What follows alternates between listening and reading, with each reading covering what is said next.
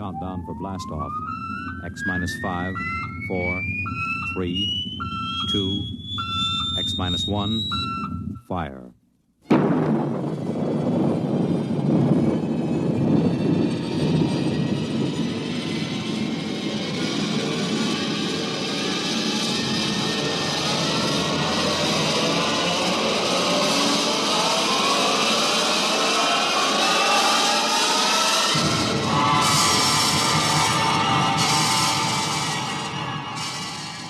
From the far horizons of the unknown come transcribed tales of new dimensions in time and space.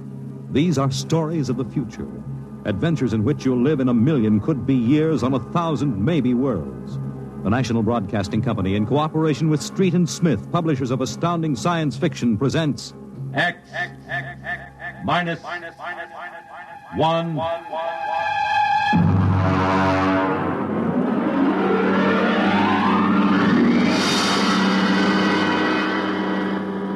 Tonight's story. Cold Equations. There is no margin of safety along the rim of a frontier. There can't be any until the way is made for those who come later. Until then, the penalty for mistakes is a grim one. The laws of physical nature operate with irrevocable certainty, with no room for mercy, kindness, or sentimentality. In space, life becomes a cold equation, and the equal sign is often followed by death. I know. I'm the pilot of an EDS.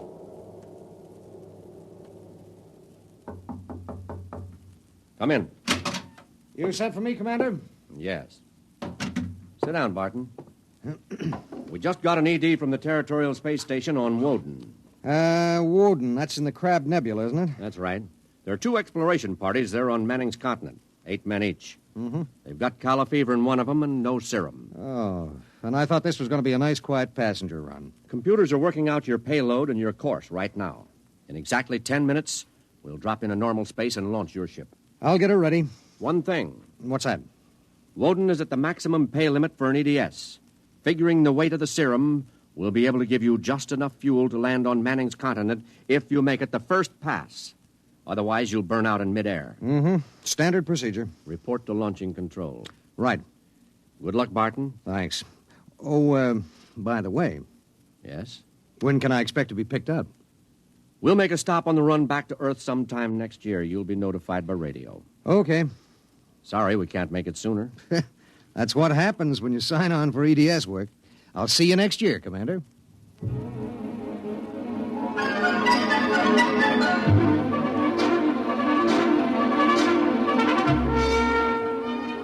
Down in the belly of the Stardust, the crew was working like beavers to get the EDS, the Emergency Dispatch Ship, ready. Mechanics and technicians were swarming all over the place. Girls in inspectors' uniforms were checking the gauges in the supply cabinet. 9 minutes later, the exact course was in the computer. The serum was stowed in my supply cabinet closet, and little EDS 4G3 was ready to be born into space. Barton, Yes, sir. 30 seconds to blast off. All set? All set. I'm turning you over to traffic. Ready. Traffic control. Come in, EDS 4G3. Ready. 20 seconds. Lock open. 15 seconds. Space drive on. Space drive on. 10 seconds. Gravity neutralizer on. Neutralizer on. 5 seconds. 4, 3, 2, 1. Blast off.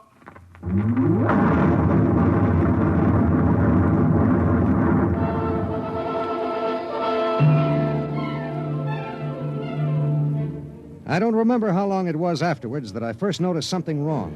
Maybe an hour, maybe 2. There was nothing to show it except the needle and the heat gauge. It was on 0 when we left the Stardust, and now I noticed that it had crept up toward the 30 mark. That meant something inside the ship was radiating heat. That something was in the supply closet, and it was alive.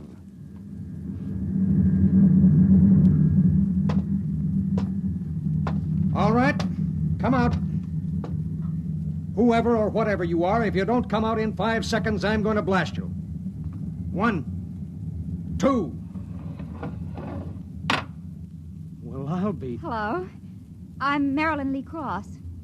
What are you doing in there? I'm a stowaway. Oh, my... What's the matter? Do I have to pay a fine or something? What are you doing here? I wanted to see my husband. Who's your husband? He's with the government survey crew on Woden. I haven't seen him since he left Earth 4 years ago. Okay. But what made you hide in my EDS? I have a job waiting for me on Mimir, but I heard you were going to Woden and there was plenty of room, so I hid. Oh, I knew I'd be breaking some kind of rule, but what's one little rule?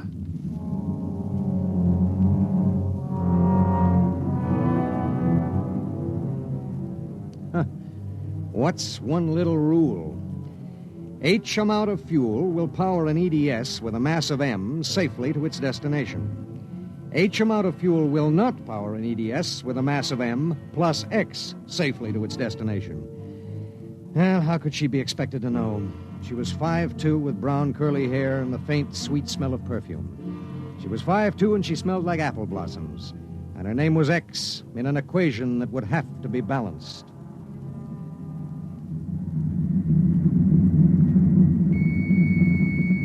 Stardust. Come in, EDS. Come in. This is Barton, emergency dispatch pilot 4G3. Go ahead. Give me Commander Delhart. What's the message, EDS? I have to consult Commander Delhart. The commander is busy. Listen, you squirt. Give me Commander Delhart. One moment, 4G3. Commander Delhart. Emergency message from EGS 4G3. This is Delhart. What is it? At 0800 hours, I discovered a stowaway aboard my ship. A stowaway? Yes, sir. Well, have you notified ship's records? Not yet, sir. You know the regulations as well as I do. Of course I know the regulations. That's why I'm calling. Barton, what's going on? Sir, this is a girl. A young woman. Oh. She wanted to see her husband on Woden. She didn't know what she was doing. I see. I wondered, sir, maybe the cruiser could change course or something? I'm afraid not. We're hundreds of light years apart now. We have a limited fuel supply ourselves, with 900 passengers. Is there any chance? No. Okay, Skipper. Better get the information to ship's records. Okay. Barton. Skipper? I'm sorry. Yeah, sure.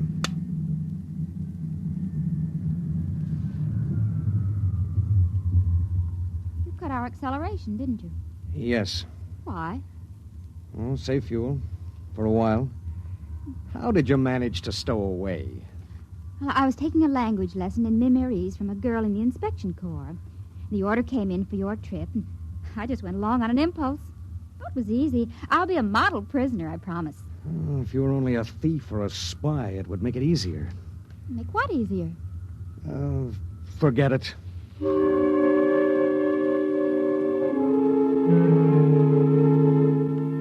Why couldn't she have been somebody with some ulterior motive, a fugitive, hoping to lose himself in a raw new world, a crackpot with a mission?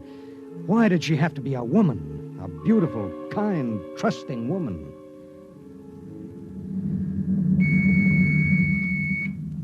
Stardust. Barton, EDS 4G3. Go ahead, 4G3.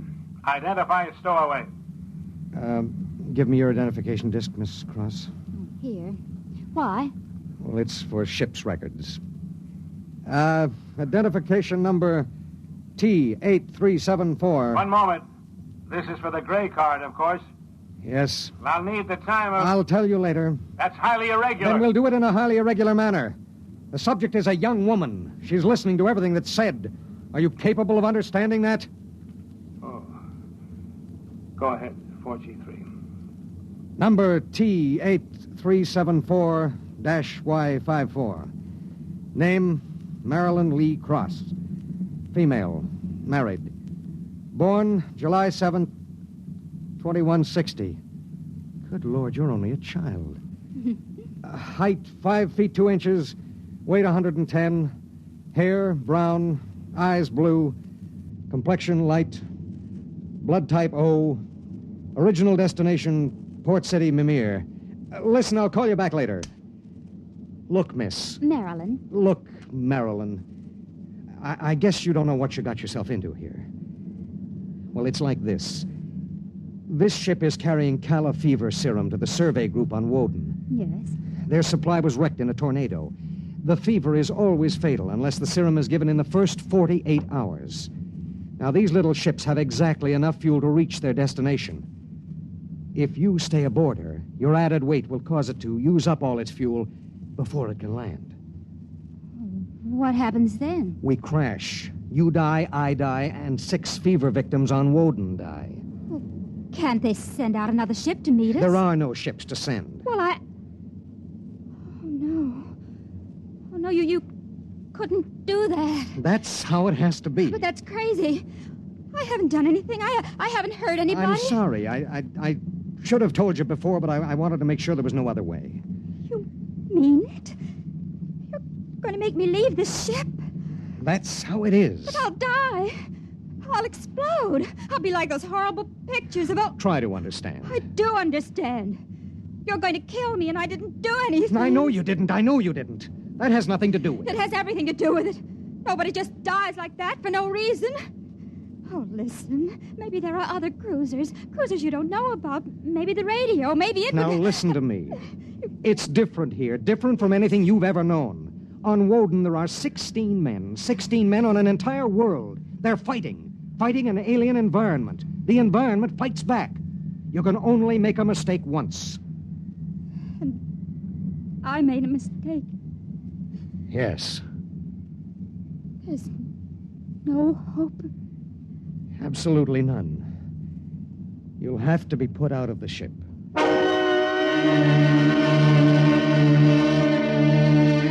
It was better so. With the going of all hope would go the fear. Then would come the resignation. She needed time, and there was so little. EDS. Starship to EDS. Need pertinent data.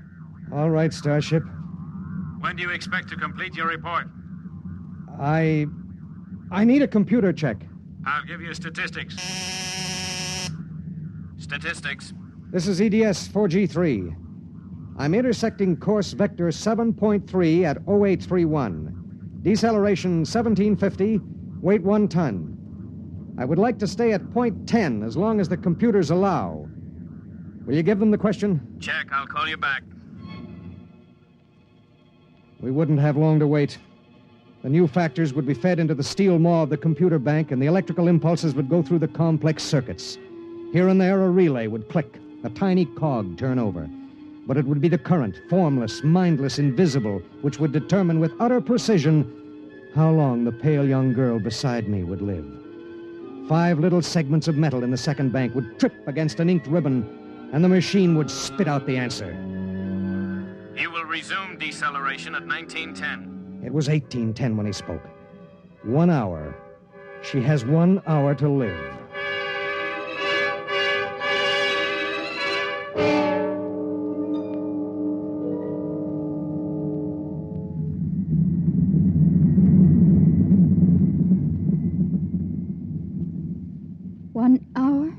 That's it. All I did was hide in a closet. And now you tell me I have to die. I don't believe it. You might as well get used to it. If this happened back on Earth, 1,000 ships would fill the sky. The whole world would know about it. They'd do everything to save me. This isn't Earth. It was such a big dream. Jerry and I separated almost 5 years ago. We were too young. And I was going to see him to try to make everything all right again. Are you married? I was. Oh? She ran off with some guy in the weather service. Do you still think about it? I don't let myself. Where is she? Back on Earth. Look, if you don't mind, I'd just as soon talk about something else. Okay. What do you do when you've got an hour to live? What do you talk about? What's Jerry like? Jerry? Oh, he's a funny guy. When he found out, I mean about the other fella, he didn't get mad. He cried. That was all he felt, sadness. So you walked all over him? Well, I thought I wanted him to get mad at me, to be jealous. And now? And thinking about him for 5 years. So when I heard the ship was bound for Woden and I knew Jerry was there, I stowed away. I didn't know about the fuel. I didn't know this would happen to me. She had violated a man-made law that said keep out. The penalty was not of man's making or desire. It was not a penalty men could revoke. H amount of fuel will power an EDS with a mass of M safely to its destination. The time was 1830. 40 minutes. It was beginning to get me. A space frontier is a rough place, and I'd seen 100 men die since I left Earth. But this was different. I watched her as she wrote a message to her folks. I watched her as she fought her way through the black horror of fear toward the calm gray of acceptance. And then there it was on the view screen. The planet Woden. A red ball enshrouded in the blue haze of its atmosphere, swimming in space against the background of star-sprinkled blackness. The chronometer on the instrument panel said 1845.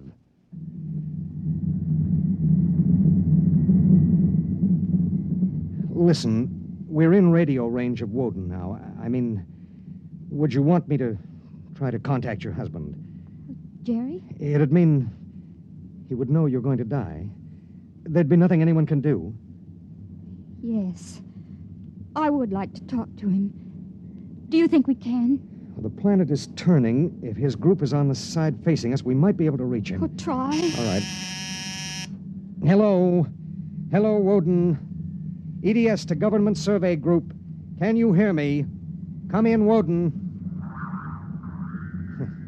They may not be monitoring. Hello? Hello. Hello. Identify yourself, please. This is Government Survey Group 1 on Planet Woden. This is John Barton, EDS pilot. You have the serum? Yes. How bad is it? 1 man died last night.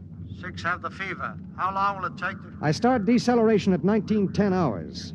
I should be able to land at 1930. Thank God. Look, do you have a Gerald Cross in charge of the group? Commander Cross? Yes, we do. Could I speak to him? He isn't here. He's out with the survey team. When do you expect him? Can't say. How do you read me? How much time do we have left for communication? Less than 15 minutes. All right. If Commander Cross comes back before we lose radio contact, will you have him buzz me? It's important. Okay, EDS. I'll keep the set open. Check.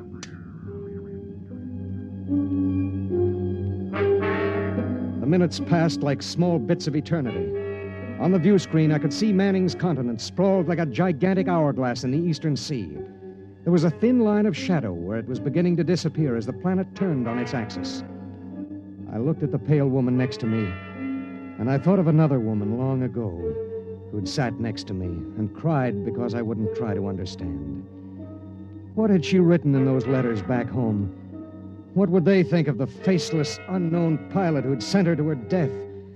What would I think of myself alone nights, reliving this voyage?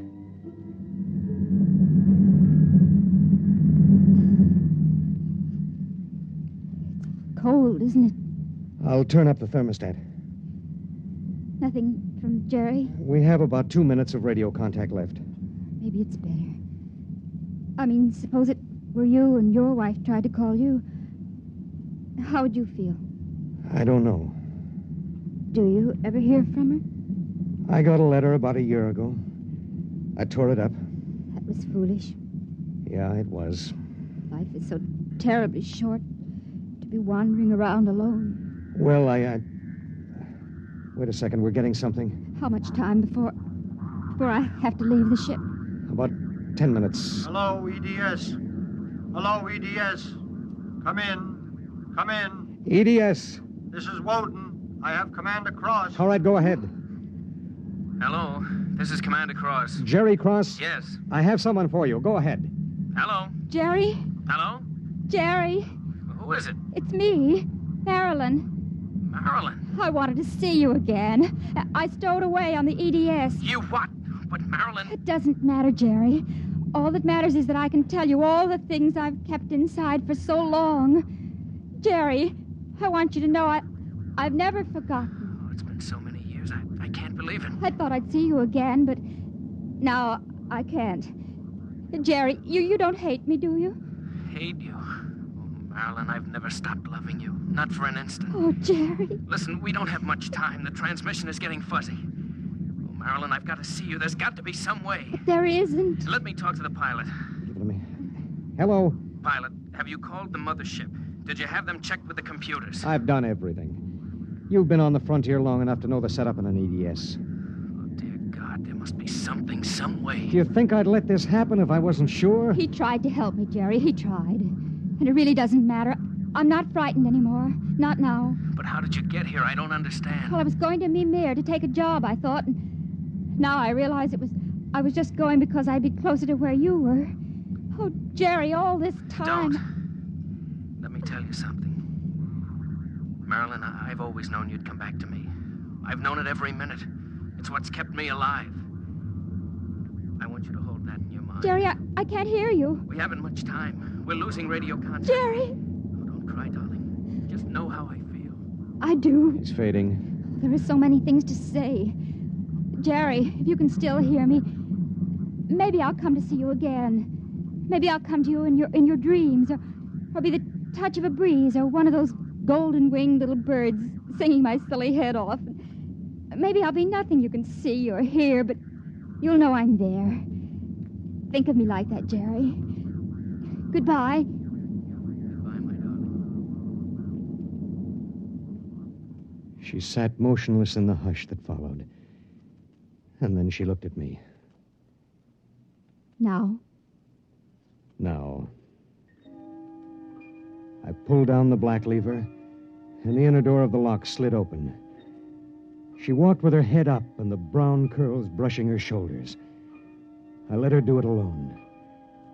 She stepped into the lock and turned to face me, and I could see the pulse in her throat. I'm ready.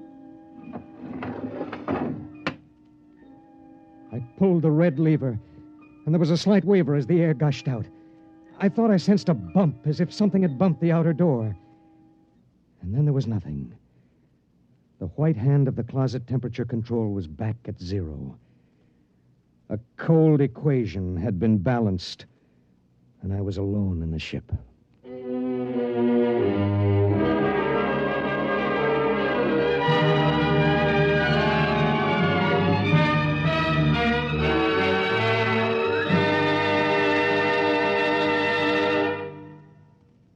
You have just heard X-1, presented by the National Broadcasting Company in cooperation with Street and Smith, publishers of astounding science fiction. Tonight, by transcription, X-1 has brought you Cold Equations, written by Tom Godwin and adapted for radio by George Lefferts. Featured in the cast were Court Benson as Barton, Jay Meredith as Marilyn, Milo Bolton as Commander Delhart, Bob Hastings as Jerry Cross, Jack Arthur as Traffic Control Officer, and Walter Kinsella as the Woden Monitor. Your announcer, Bill Rippey. X-1 was directed by Ken McGregor and is an NBC Radio Network production.